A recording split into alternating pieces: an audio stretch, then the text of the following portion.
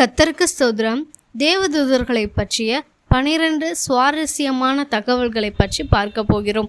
தூதர்களிடத்தில் ஜெபிக்கலாமா, தூதர்களை வணங்கலாமா, தூதர்களின் பணி என்ன என்ற கேள்விகளுக்கு இந்த வீடியோவில் நாம் பதில் காணலாம். நமது சேனலை சப்ஸ்கிரைப் செய்யாமல் பார்த்து கொண்டிருந்தால் தயவு செய்து சப்ஸ்கிரைப் செய்து கொள்ளுங்கள். பரலோக ராஜ்யத்தில் அநேக வகையான தேவதூதர்கள் உள்ளனர். வேதாகமத்தில் குறிப்பிடப்பட்டுள்ள சில தூதர்களின் வகைகளை பார்ப்போம். முதலாவது கேப்ரியல், மிகாவேல், லூசிஃபர், கேருபீன்கள், சேராபீன்கள் மற்றும் பணிவிடை தூதர்கள். சரி, இவர்களின் சுவாரஸ்யமான தகவல்கள் பற்றி பார்ப்போமா? முதலாவது, தேவ தூதர்களுக்கு சிறகுகள் உண்டு. தேவ தூதர்களுக்கும் நமக்கும் இருக்கும் அநேக வித்தியாசங்களில் மனிதர்களுக்கு சிறகு இல்லை, தூதர்களுக்கு உண்டு.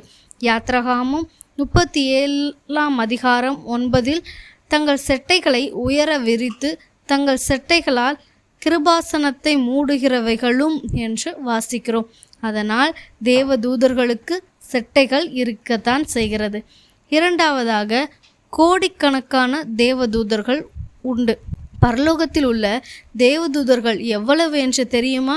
வெளிப்படுத்துதல் 5:11 அவர்களுடைய இலக்கம் 10,000 10,000 இருந்தது என்று சொல்லப்பட்டிருக்கிறது. புதிய ஏற்பாடு கிரேக்க மொழியில் எழுதப்பட்டது. அதில் 10,000 என்றால் எண்ணில் அடங்காத பெரிய தொகை என்று கருதப்படுகிறது. அதனால் தேவ தூதர்கள் எண்ணிலடங்கா தொகையாய் உள்ளனர் என்று நாம் அறிந்து கொள்ள முடிகிறது. மூன்றாவதாக, மனிதர்கள் போல் தோன்றும் தூதர்கள். மனிதர்களுக்கு அந்நியர்கள் போல தேவதூதர்கள் தோன்றுவார்கள். வேதாகமத்தில் ஆபிரகாமுக்கு அந்நியர் போல காட்சியளித்தனர். ஆபிரகாமும் அவர்களுக்கு விருந்து செய்து கொடுத்தார் என்று ஆதியாகமம் 18 நம்மால் வாசிக்க முடிகிறது. எபிரேயர் 13:2 அந்நியரை உபசரிக்க மறவாதீர்கள், அதனாலேயே சிலர் அறியாமலே தேவதூதர்களையும் உபசரித்ததுண்டு என்று வாசிக்கிறோம். இது மட்டுமல்ல, ஆபிரகாமை சந்தித்த தேவதூதர் மனிதர் போல லோத்தையும் காப்பாற்றினார்கள். அதை ஆதியாகமம் 19 வாசிக்க முடிகிறது. நான்காவதாக, மனிதர்களை விட பல மடங்கு வல்லமை உள்ளவர்கள் தூதர்கள். எபிரேயர் 2:7 அவனை தேவ தூதரிலும் சற்று சிறியவனாக்கினீர் என்று எழுதப்பட்டிருக்கிறது. இதிலிருந்து மனிதர்களை விட வல்லமை உள்ளவர்களாக தேவதூதர்கள் இருக்கிறார்கள் என்று நமக்கு புரிகிறது. இதை நிரூபிக்கும் வண்ணமாக 2 ராஜாக்கள் 19:35 இஸ்ரவேலருக்கும் அசீரியருக்கும் யுத்தம் நடைபெற்றது. அன்று ராத்திரியில் சம்பவித்தது என்னவென்றால், கர்த்தருடைய தூதன் அசீரியரின் பாளையத்தில் இருந்த 190,000 பேரை சங்கரித்தார் என்று வசனம் சொல்லுகிறது. இதிலிருந்து ஒரு தேவதூதன் 190,000 பேரை சங்கரிக்கக்கூடிய வல்லமை அவருக்கு இருக்கிறதாக காண்கிறது. அதனால் மனிதர்களை விட பல மடங்கு வல்லமை உள்ளவர்கள் தூதர்கள். ஐந்தாவதாக, பாதுகாக்கும் தூதர்கள் உண்டு. சங்கீதம் 34:7 கர்த்தருடைய தூதன் அவருக்கு பயந்தவர்களை சூழ பாளையம் இறங்கி அவர்களை விடுவிக்கிறார் என்று வாசிக்கிறோம். கர்த்தருடைய தூதன் எப்பொழுதும் கர்த்தருக்கு பயந்தவர்களுக்கும் கர்த்தரை பின்பற்றுபவர்களுக்கும் பாதுகாப்பாய் இருக்கிறார். தானியேல் 6:22 தானியேல் சிங்கக்கபியில் மாட்டிக்கொண்ட போது அவருடைய பாதுகாக்கும் தூதரை கொண்டு ஆண்டவர் அவரை விடுவிக்கிறார் என்று நாம் பார்க்க முடிகிறது. ஆகவே நம் ஒவ்வொருவருக்கும் பாதுகாக்கும் தூதர்கள் உள்ளனர் என்று தெரிகிறது. ஆறாவதாக, தூதர்களுக்கு திருமணம் கிடையாது. மத்தேயு 32:30 உயிர்த்தெழுதலில் கொள்பனையும் கொடுப்பனையும் இல்லை, அவர்கள் பரலோக தேவ தூதர்களைப் போல் இருப்பார்கள் என்று வாசிக்கிறோம். கொள்பவனை கொடுப்பவன் என்றால் திருமணத்திற்கென்று பெண் கொடுப்பதும் பெண் எடுப்பதும் என்பது பொருள். உயிர்த்தெழுந்த பின் பரலோகம் செல்லும் மனிதர்கள் தேவ தூதனை போல் திருமணம் செய்வது இல்லை என்று இயேசு குறிப்பிடுகிறார்.